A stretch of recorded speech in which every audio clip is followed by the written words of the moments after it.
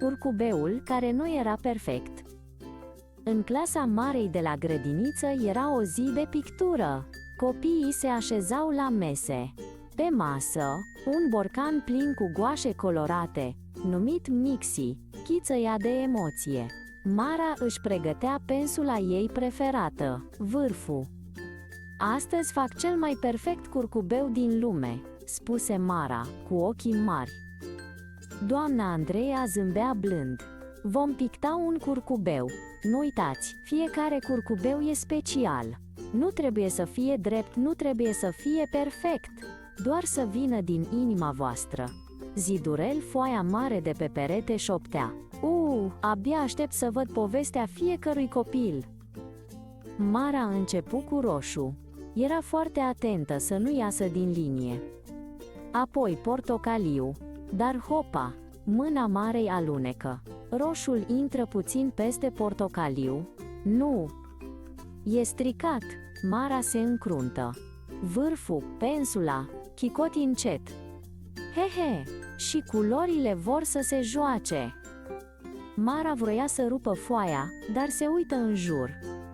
Darius râdea. Curcubeul lui era un cerc, iar el adăugase o grămadă de picături de ploaie albastre.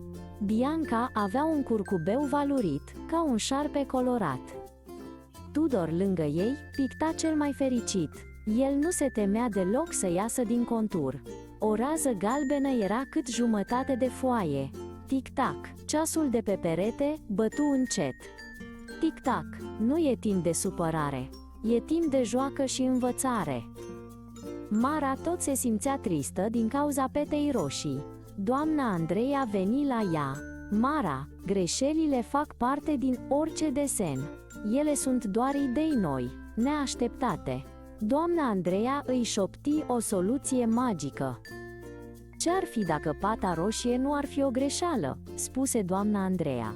"Poate e o floare mică roșie, care a crescut pe curcubeu. Sau o picătură de soare." Mara se uită la pată.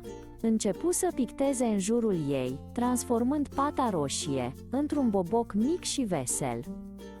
Seara, Mara ajunse acasă. "Mama, am stricat curcubeul," spuse ea, supărată.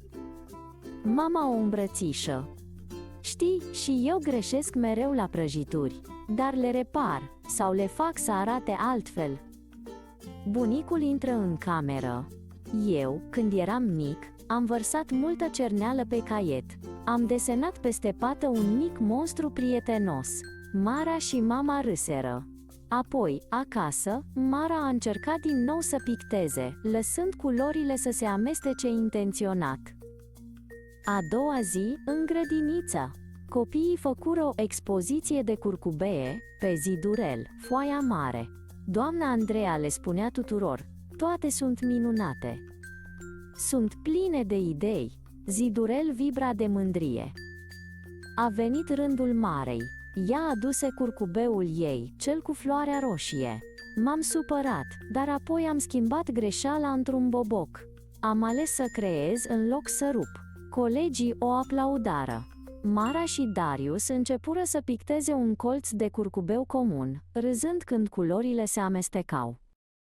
Vârful, pensula și Mixi, borcanul cu goașe, exclamară fericiți: "Ce frumos e micul haos colorat!" Tic-tac zise: "Timpul pentru curaj e cel mai bun timp."